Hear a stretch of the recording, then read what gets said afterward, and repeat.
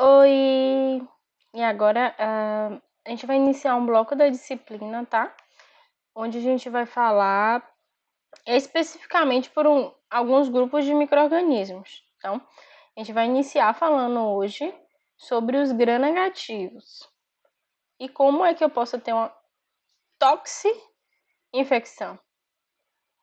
Toxi-infecção tem, então, duas coisas envolvidas aí nesse mecanismo. Toxinas, né? E aí eu vou ter intoxicação alimentar e infecção alimentar. São dois conceitos totalmente diferentes, tá? Então, a gente vai abordar essas definições e abordar dentro do grupo das bactérias gram-negativas, quem normalmente pode gerar uma intoxicação ou uma infecção a partir de alimentos. Lembrando, lá no portalzinho de vocês, já está lá postado, né, as pré-aulas, pós-aulas, etc, tá? Então, a nossa pré-aula seria lá, né, toxi-infecção alimentar. O que é e como pode acontecer? Aí vocês me responderiam presencialmente, mas eu vou dar um tempo para vocês pensarem, tá? Então, a intoxicação alimentar vai ser causada pela ingestão de alimentos contendo toxinas microbianas pré-formadas, ou seja, um alimento onde a bactéria está lá se multiplicando e no momento da multiplicação dessa bactéria ela produz as toxinas. Muitas vezes pode acontecer, como por exemplo, com gram-positivos, como estafilococcus, pode acontecer da bactéria se replicar, produzir a toxina, e aí eu dou uma aquecidinha, a bactéria morre, mas a toxina ela resiste, e aí eu posso gerar uma intoxicação alimentar no indivíduo, certo? Ou pode ter quadros de infecções alimentares, vai ser causada pela ingestão de micro-organismos contendo células viáveis de micro-organismos patogênicos. Lembra que a gente falou lá na aula de análise de alimentos, né? Existem aqueles micro-organismos que são viáveis, ou seja, no momento que eles entrarem ou no meio de cultura para eu fazer análise, ou no organismo do indivíduo, eles vão então se instalar, fazer adesão à mucosa intestinal, proliferar colonizando, podem penetrar o tecido, ir para diferentes tecidos, ir para outros locais e gerar doenças mais graves, tá? E também, além de fazer essa infecção, ele também pode produzir toxinas. Então, no momento da infecção, eu também posso ter uma intoxicação, eu também posso produzir, eu não, no caso, o micro-organismo, né? Pode produzir toxinas ali e modificar e gerar um mau funcionamento lá da célula do indivíduo, certo? Então, lembrando, vocês já viram lá em bacteriologia ou em microbiologia básica a diferença entre bactérias gram-negativas e gram-positivas. A gente tem algumas diferenças, né? Só que a diferença principal é em relação à parede celular dessas bactérias. A parede celular das bactérias gram-negativas, ela é composta por uma única camada de peptídeo glicano. Já nas gram-negativas, uma única camada de peptídeo glicano. Nas gram-positivas, ela tem mais de uma camada, então ela contém mais peptídeo glicano, certo? Além disso, isso é a diferença básica, as gram-negativas, elas vão ter um LPS lá formando a membrana dele, ok? Também temos diferenças, né, fenotípicas, principalmente quando a gente vai fazer a coloração de gram. Lembrando lá como é a coloração de gram. A gente primeiro tem o primeiro corante, tá? Que é o cristal violeta. Depois o segundo, que não é bem corante, é o Lugol, que a gente chama ele de mordente. Ele vai fazer com que o corante ele se fixe e tenha mais afinidade com aquele tecido que vai fazer a coloração. E aí o terceiro passo é usar um descorante. E o quarto passo, né, usar um contracorante, que é a fucsina, tá? O que é que acontece nesse processo? Cristal violeta, Lugol e descorante. No momento que eu tenho uma única camada, uma única camada de peptidoglicano, tá? O primeiro corante ele vai se ligar, o Lugol vai ajudar, porém quando eu passo o terceiro passo, que é o descorante, tá? Ele vai acabar soltando, porque o cristal violeta ele tem uma grande afinidade com o peptidoglicano. Então, no momento que eu passo o descorante, ele não segura tão bem aquele cristal violeta, e aí a bactéria gram-negativa ela perde, né? Ela não fixa esse primeiro corante roxo, que é o cristal violeta. Já a gram-positiva ela consegue fixar porque ela tem uma parede mais espessa de peptidoglicano, tá? Então, no segundo momento, usar o contracorante. A gram-positiva ela já está corada, então não vou sobrepor a cor, então ela continua roxa. Já a gram-negativa que perdeu o primeiro corante, eu coro com o último, que é a fucsina, e aí eu consigo dividir por cor, né? E morfologia, nesse aspecto, gram-positivo roxo, gram-negativo rosinha, vermelhinho, certo? Como eu falei, tem outras diferenças em relação à presença de endotoxina que tem nas gram-negativas, presença do LPS, que vai conferir uma maior patogenicidade. Já as gram-negativas, ou desculpa, gram-positivas, ela vai ter uma exotoxina, a toxina externa, o ácido lipopoteico, e tem algumas características que vão aumentar a aderência dessas bactérias. Então, a diferença básica, gram-negativa, ela vai ter uma camada única de peptidoglicano, a gram-positiva, né, camadas mais espessas de peptidoglicano. E aí, lembrando a morfologia dessas bactérias, a gente vai ter os cocos, né, eles vão ser redondos, ovais, eles vão ser alongados, eles vão ter essas formas de bolinhas. Quando está em duplas, a gente chama de diplococo, quando está em cadeia, né, streptococcus, quando está em forma de cacho, staphylococcus, né. E cubos, né, de 8, a gente chama de sarcina, certo? Isso é a forma da gente classificar morfologicamente. Aqui, todas coradas de roxo, então são todas gram-positivas. E aqui eu tenho o streptococcus, né? Aqui eu tenho a sarcina. Aqui em forma de cacho de uva, a gente tem o estáfilo. E aqui, por exemplo, um diplococo. E aí eu posso... A bactéria ela pode atingir uma outra forma, uma forma bacilar. Isso também depende da estrutura da parede celular, tá? Essa forma e esse arranjo bacteriano. Os bacilos eles vão se dividir somente num plano de eixo menor, ou seja, eles só dividem para o lado, eles não dividem para o lado e se empilham, como acontece nos cocos que podem formar em forma de cacho de uva. Mas quando eu tenho dois bacilos, a gente chama de diplobacilo, streptobacilo, né, em cadeia, paliçadas lado a lado, certo? Algumas bactérias, né, podem em ambientes, né, gerar um pleomorfismo, ou seja, ela ficar mudando de forma, e aí ela pode estar apresentando uma forma cocobacilar, ela pode, né, se assemelhar a coco em algum momento e a bacilo em alguns momentos. Então aqui, gram-negativa, corada de roxo, a gente tem aqui, né, as paliçadas, aqui streptobacilo, aqui formas de diplobacilo, e aqui o que a gente chama, né, dessas bactérias que estão entre coco e bacilo. E a gente também tem algumas classificações das bactérias que vão ser espiraladas, elas vão estar em forma de espirais, seja os vibriões, que ficam em forma de vírgula, o espirilo, né, ou a espiroqueta, que tem esse corpo mais flexível. Então, exemplos aqui, o vibrião, né, espiroqueta, o espirilo aqui presente. E a gente entra agora realmente dando nome às bactérias e o aspecto da doença que ela faz. Então, é importante eu conhecer, eu vou investigar um surto, eu como microbiologista, né, de alimentos, eu vou investigar um surto e eu vejo uma determinada, a população está lá descrita na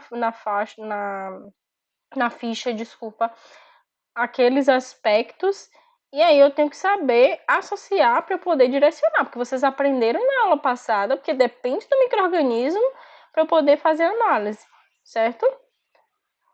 Não adianta, por exemplo, eu vou fazer uma análise de biologia molecular, melhor análise de ponta, eu tenho que saber o primer, eu tenho que saber a minha sequência iniciadora. Então, eu não tenho como chutar e fazer o diagnóstico. Mesma coisa aí a gente está vendo esse surto de coronavírus. Você tem um kit diagnóstico específico. Eu não posso chutar e dizer assim, vamos fazer para todos os micro-organismos. Não. Eu tenho que ter ideia daquele aspecto para poder direcionar. Porque cada micro-organismo eu vou ter que ter uma análise específica para ele. Seja até uma análise em biologia molecular para eu iniciar a cópia do DNA. Eu preciso daquela sequência iniciadora que o DNA de cada micro-organismo ele vai ser de uma forma específica. E se eu pegar uma sequência iniciadora que tem em qualquer micro-organismo, eu não tenho como ter certeza que é aquele que eu quero fazer a análise, é aquele que eu quero fazer o diagnóstico. Então, eu preciso associar, muitas vezes, a clínica com o laboratório. Então, a Escherichia coli, eu já vim falando com vocês, a Escherichia coli é comensal, ela vai estar lá no seu intestino, é normal. Realmente, a gente tem as Escherichia coli que são comensais, porém, por mutação, por modificação, eu posso ter no ambiente, tem no ambiente algumas cepas, alguns tipos de E. coli que geram doença. A gente chama de E. coli patogênicas. Elas são gram-negativas, não formadoras de endosporos, anaeróbia facultativa. A gente já sabe, né, que é capaz de fermentar glicose com produção de gás. A maioria vai fermentar, né, também a lactose, então ela fermenta esses dois açúcares, então eu posso fazer essa análise. E vão ser divididas em alguns grupos as patogênicas, né? A interhemorrágica, enterotoxigênica, enteropatogênica, enteroagregativa, enteroinvasiva e difusamente adesiva. Sendo essas 5 primeiras as mais estudadas e as mais comuns, tá? Testes microbiológicos. Falando em testes microbiológicos, eu consigo diferenciar se é uma enteromorrágica, tem enterotoxigênica, não, tá? Testes microbiológicos, eu vou dizer assim, ó, E. coli. Mas a cepa, a E. coli específica, aí eu tenho que fazer análise de DNA. Eu tenho que ver o fragmento de DNA de mutação dessas bactérias para poder ter certeza, tá? Isso aqui é o que eu tô falando, essa imagem, ela explica o que eu tô falando, tá? A gente tinha a E. coli. Ô, peixe, o mouse é pronto. A gente tinha a E. coli comensal, e aí, no ambiente, pressões do ambiente, ela se adaptou e houve a mutação, a adesão de novos fragmentos de DNA. Por exemplo, aqui, né, a enterotoxigênica recebeu um novo lá, a região do DNA, o DNA plasmidial, por exemplo, e gerou esse gene de resistência, esse gene que produz toxinas, e aí acaba ela deixando de ser comensal e passa a ser a enterotoxigênica. Né?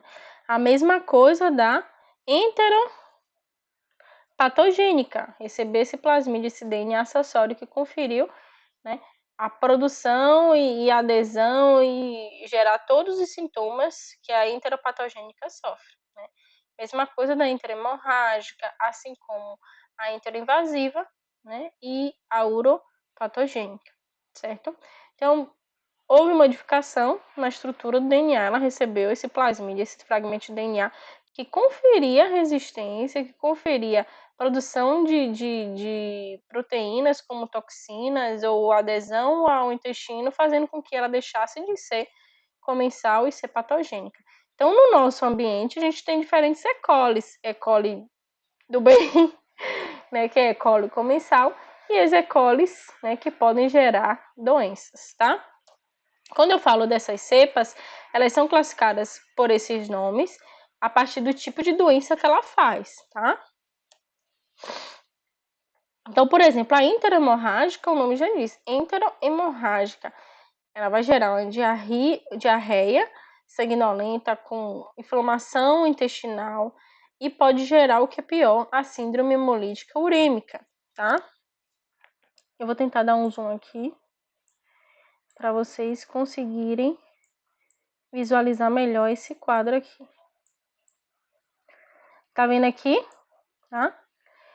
Essa síndrome hemolítica urêmica, vai ter a produção dessas toxinas, que é uma toxina semelhante à toxina que a Shigella produz. Ela vai estimular a adesão plaquetária, então vai formar trombos, então tem diferentes distúrbios trombohemolíticos ali no indivíduo que se intoxicou, se infectou com essa bactéria, com essa cepa especificamente. Ela vai fazer adesão, desvaicer, perder, o intestino perde velocidade, faz aderência e pode fazer invasão e lesão ali.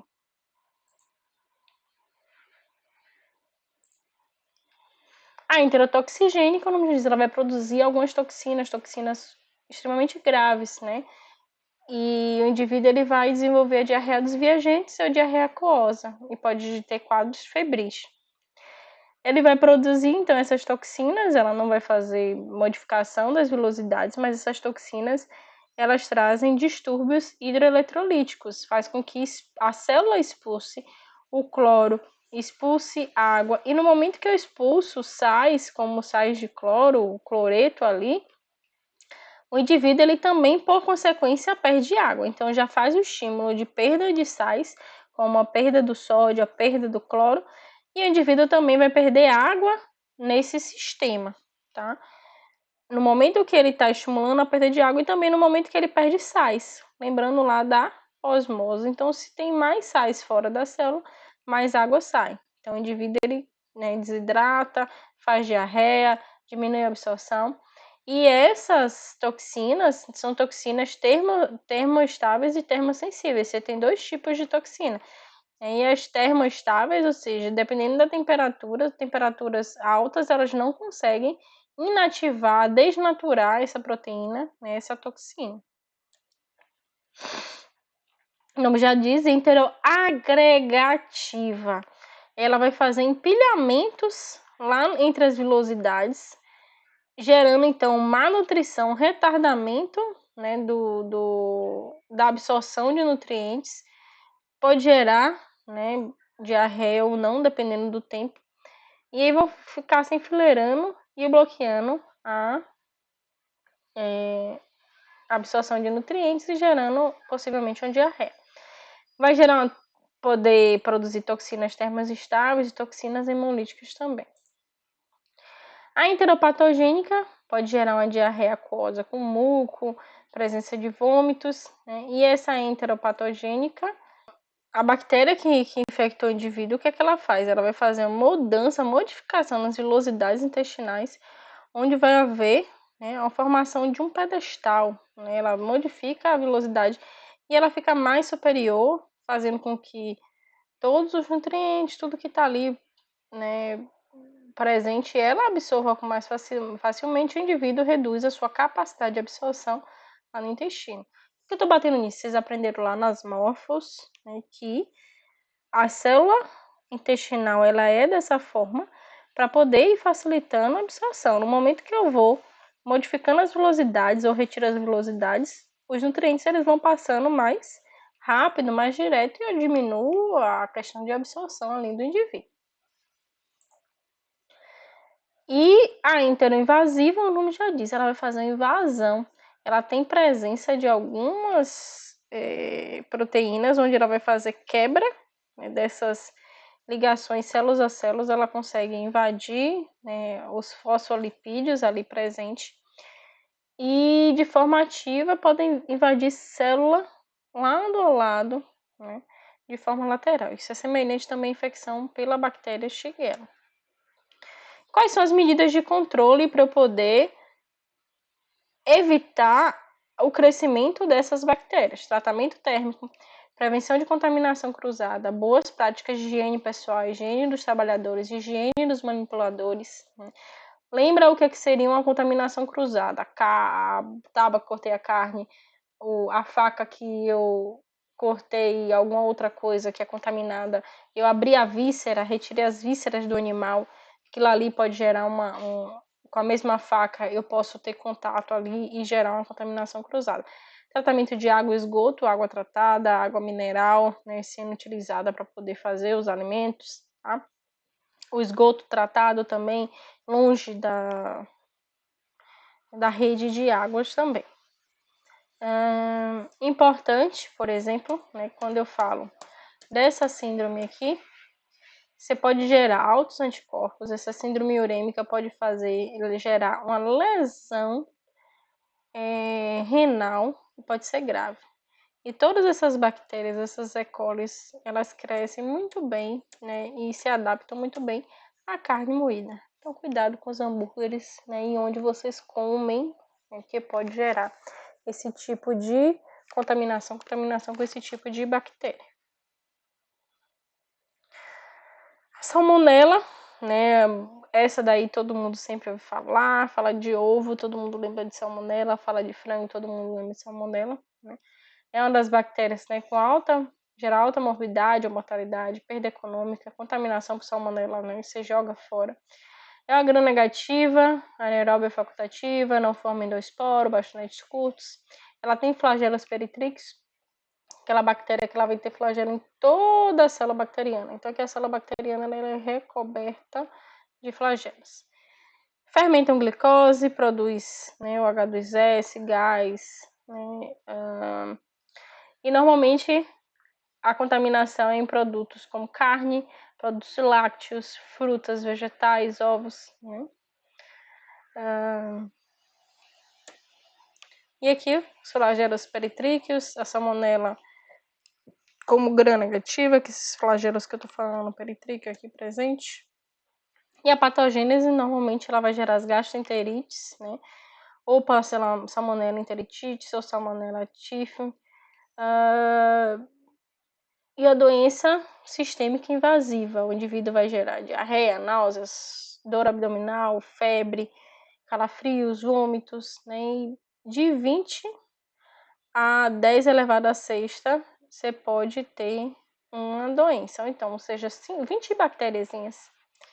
Dependendo do estado do indivíduo, ela pode gerar uma infecção. Então, aqui é o quadro de patogênese dessa salmonela, tá? Entrou aqui o intestino do indivíduo, tá aqui o intestino do indivíduo. Eu tenho fatores antibacterianos lá na célula tentando, né, eliminar, mas tem resposta imunológica envolvida.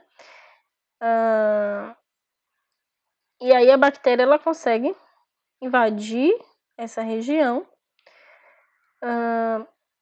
As células elas vão estar em formato normal e eu vou ter a fagocitose. Lembra as células do sistema imunológico? Elas vão fagocitar essas bactérias. Ela pode ter gerado lesão, né, diarreia, mas aí eu tenho células do sistema imunológico que fazem a fagocitose. Então, falando de fagocitose, a célula do sistema imunológico, por exemplo, o macrófago, ele vai lá e faz a fagocitose. Ele pega a bactéria, né, faz um englobamento e a bactéria entra nessa célula do sistema imunológico. Para que haja destruição, processamento desse micro-organismo, precisa que substâncias reativas destruam essa bactéria. Porém, elas podem produzir substâncias que vão fazer com que elas façam evasão, que elas fujam desse mecanismo do sistema imunológico. Então, por exemplo, a bactéria salmonella ela pode produzir uma enzima chamada catalase ou a superóxido dismutase. O que a catalase faz? Ela quebra o peróxido de hidrogênio em água e oxigênio. A gente já aprendeu, inclusive, em bacteriologia.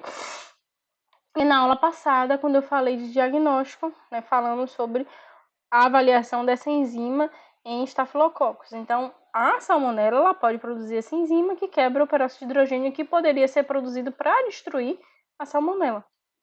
Da mesma forma, ela pode ser um superóxido dismutase, ela quebra esse superóxido e esse superóxido também pode ser produzido para fazer a destruição, porque são substâncias oxidativas, substâncias reativas derivadas do oxigênio, podem ser produzidas por essas células do sistema imunológico e desalinhar essa bactéria, tá?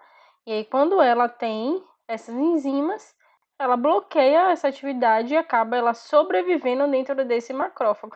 Então, qual o problema dela sobreviver dentro desse macrófago? Lembra que as células do sistema imunológico elas vão sair daquele sítio de infecção e circundar até os locais de apresentação. Nesse momento que elas estão dentro dessa célula, pode ir passeando e ir para diferentes órgãos, por exemplo, ossos, o fígado, né, o baço, o, o fígado, né, a vesícula biliar, e já é observado muitas vezes essa infecção persistente por salmonela e a apresentação dela na vesícula biliar.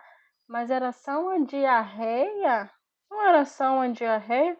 Não, não é só uma diarreia, certo? Muitas vezes a infecção ela vai ter problemas mais graves, né? Dependendo do tipo de bactéria. Então, eu já falei aqui, ó, da diarreia e de problemas sérios, como, por exemplo, a síndrome hemolítica, lesão renal, então é algo muito sério, tá? Ou aqui, por exemplo, infecção em fígado, em vesícula biliar, coisa mais séria também. Então, qual é a patogênese dessa bactéria? Normalmente o que acontece? Multiplicação do micro-organismo pode acontecer além do íleo, se propagar através dos macrófagos e infectar outros órgãos internos, como eu acabei de falar. Gerar sintomas como febre, letargia, câimbras abdominais, cefaleia, perda de apetite, lesões cutâneas, lesões na pele, certo? E os tratamentos e medidas de controle que eu posso fazer como uma pessoa responsável? Novamente, tratamento térmico. Eu consigo eliminar a refrigeração, manutenção da refrigeração, né? Cozinhei a comida rapidamente, eu vou refrigerar. Prevenção também da contaminação cruzada, cuidado com os utensílios que são utilizados para cortar uma coisa ou outra. Salmonela está no intestino de frangos, então eu uso a faca para tratar o frango e uso a faca, né, uso a faca para eviscerar o frango, tirar as vísceras, e uso a faca novamente para cortar o frango em fatias, em peito. Então eu estou levando a contaminação de um lugar para outro. Ou tratei o frango e vou levar para uma outra carne, né, um outro alimento. Então esse contato, a tábua onde eu tratei, coloquei ali na tábua e aí não tive esse cuidado.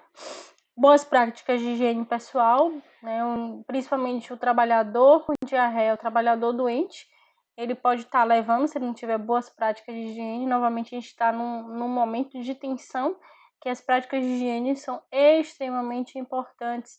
E isso não é uma coisa que deve ser esquecida, a importância de cuidados de higiene, principalmente quando a gente fala de preparação de alimentos. Tratamento de água e esgoto novamente também. E a gente vai ter outro grupo, né, outra família de bactérias, né, que é as bactérias as shigellas, que são importantíssimas também por infecção intestinal. Ela é altamente contagiosa, não produz gás, é lactose negativa, e a contaminação, contato direto com o alimento contaminado, com as fezes, né, com água também presente, contaminação entre indivíduos. Então a diarreia vai ser gerada, pode ser de branda, grave, aquosa com sangue, porque ela vai fazer a síndrome hemolítica, como acontece lá na E. coli intrahemorrágica, febre, náuseas, vômitos, cólicas abdominais.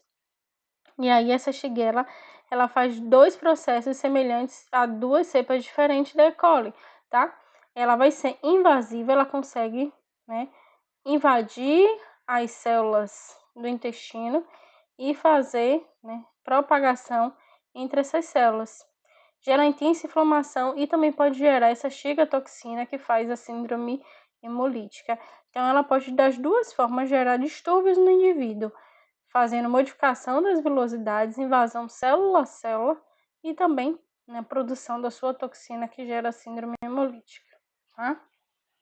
A gente também tem as bactérias, né, chamadas Yersinia enterocolítica, são bastonetes pequenos, gram-negativos. Normalmente ela pode estar presente em feridas, nas fezes e em nódulos linfáticos. Né? Eu faço atenção nessa região, né, lá nos linfonodos, principalmente no animal, o animal que eu abati e aí eu faço o corte lá dos linfonodos do bicho, do animal lá, e tem contato com essas bactérias, por exemplo, e posso levar para diferentes, né, partes da carne. Então, elas podem fazer infecção de porcos, aves, né, infecção em ostra, cães, gatos, e o indivíduo ele vai ter dor abdominal, febre, diarreia, fezes com sangue, e pode gerar inflamação intestinal, inflamação de apêndice, numa infecção por essa bactéria.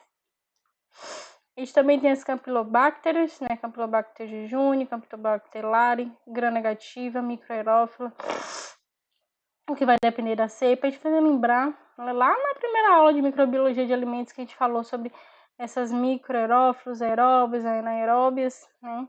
O que é mesmo essa microaerófila? Cresce bem na temperatura de 42 a 46 graus, então no calor, né, do verão pesado, elas vão crescer bem, então muito cuidado com o alimento nesse momento. Uma infecção pós, né, Campylobacter pode gerar uma síndrome de Guillain-Barré, mas não era só a diarreia que bactéria em comida trazia, no mínimo é uma diarreia. Frango cru, carne, leite, frutos do mar, queijo, né? E aí pode ter também semelhanças de sintomas com a gripe, dor abdominal, febre, diarreia, né? E inóculo infectivo a partir normalmente de 1000 células, 1000 bactérias. Isso é muito pouco, né? Uma colônia, ela tem muito mais do que isso. Uma bolinha daquela que a gente visualiza no meio de cultura. E aí que a gente lembra, qual é a microaerófila mesmo? Seria aqui a número 4. Porque são as que usam CO2, mas tem uma tensão baixinha de oxigênio presente. Então, ela cresce mais nessa região.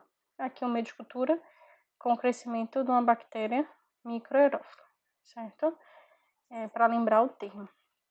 E como é que gera patogênese?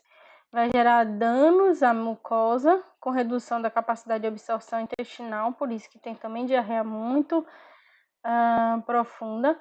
Pode gerar invasão celular, então ela faz adesão, ela consegue quebrar, né, as junções e a barreira da permeabilidade seletiva, destrói a célula, né, faz essa invasão depois até na lâmina própria lá intestinal.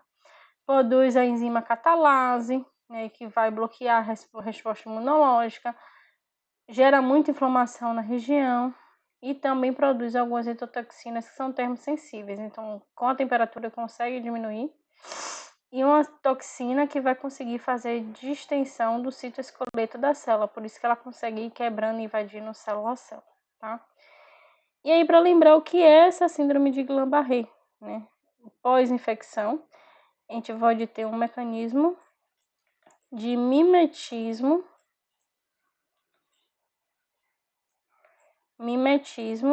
né, de estruturas da bactéria, onde o indivíduo ele vai começar a produzir anticorpos, né, anti a bactéria, mas esses anticorpos podem se ligar à baía de mielina de neurônios periféricos, e o indivíduo ele vai ter redução da sensibilidade, redução motora.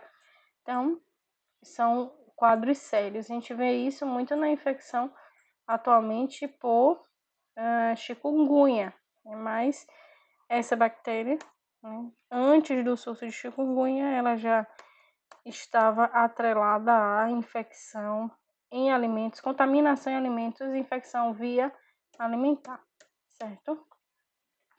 Medidas de controle, novamente, é tratamento térmico, processos higiênicos, obviamente, no abate, no processamento, principalmente quando eu falei daquela questão dela permanecer em linfonodo, então cortou lá o bicho para poder perder o sangue e depois fazer os cortes das carnes. Nesse momento, usei a mesma faca, que já está extremamente contaminada. Boas práticas de higiene pessoal, tratamento, né, de água e possibilidade de mais futura vacinação desses animais, né, para poder redução e evitar a contaminação do animal. A gente tem algumas outras bactérias, como o Vibrião da cola, né, que são bacilos gram-negativos, retos, curvas, móveis, né, devido à presença do único flagelo, e possuem, né, produzem oxidase e catalase vão fermentar a glicose, então essa catalase também ajuda na evasão do sistema imunológico. Esse vibrião, normalmente, eles estão presentes, né, em água de estuário, por isso eles infectam facilmente peixes e frutos do mar. Essas águas de estuário são as águas que fica naquela conexão rio e mar. Então, pode ter ali a facilidade de crescimento e, obviamente, contaminação fecal. No momento da infecção, ela pode gerar as suas adesinas e facilitar a adesão ali nas células, produz algumas endotoxinas que geram distúrbio no controle de íons e de água e começa a externalizar, por exemplo, aqui ó, íon cloro, o sódio externaliza na água, e no momento que a gente já aprendeu, lá mais na frente, quando externaliza alguns sais, faz com que saia mais água. Então, no momento que ela produz, né, essas toxinas e infecção, ela faz essa modificação, o indivíduo ele tem muita perda de água, diarreia aquosa, náuseas, vômitos, dores abdominais, calafrios, febres na infecção. Então, pessoas vulneráveis, principalmente, né, evitar o consumo de frutos do mar e ter muito cuidado onde compra os seus frutos do mar, como é que prepara, o congelamento é o ideal, né, manutenção da temperatura, refrigerado. Eles podem invadir e se multiplicar, né, facilmente e fazer infecção de corrente sanguínea, pode gerar alta mortalidade pós-infecção, né, 40 a 60% das pessoas infectadas. E fatores protetores, o indivíduo ele pode né, gerar sororesistência, ele vai produzir então alguns anticorpos que vai ajudar na proteção. Controle da coleta de ostra em temperatura menores, porque é facilmente contaminando essas ostras e aí o indivíduo ele pode ter infecção grave e chegar a óbito, porque a ostra é um fruto do mar extremamente sensível e facilmente infectado pelo vibrião. Brucela, né, um cocobacilo gram-negativo, né, ela está muito associada a leite, presença em leite, seja ele de cabra, de gado, por exemplo. Então, a principal via é a contaminação de laticínios, porque a porta de entrada vai ser, obviamente, no trato respiratório intestinal desses animais. Então, essa brucela, ela vai, então, fazer a infecção dentro dos polimorfos nucleares, ou seja, um neutrófilo que faz fagocitose, ele consegue internalizar, e aí vai passear dentro desse neutrófilo, se multiplicar dentro desse neutrófilo e fazer infecção em diferentes órgãos, semelhantes à salmonela, né, que ia fazendo infecção em diferentes órgãos. Pode gerar sudorese, tremor, febre alta, né, como consequência. A ideia, né, para ter controle e erradicação, o controle da doença do hospedeiro, né, o hospedeiro tendo, né, a brucela, como por exemplo o gado, a cabra, higiene na alimentação e tratamento térmico, principalmente dos produtos lácteos. Por isso a importância da pasteurização do leite, ok? E Aeromonas, nossa última bactéria, também gram-negativa, hoje a gente só falou de gram-negativa. Bastonete com flagelo, principal grupo de alimentos que faz infecção, né, que contamina, na verdade. Peixes, moluscos, carne vermelha, frango, capaz de se multiplicar a 0 graus, aí é o grande problema, né? Porque você conserva na temperatura de 0 graus, tenta conservar, e aí ela consegue se multiplicar. Então a ideia é congelar.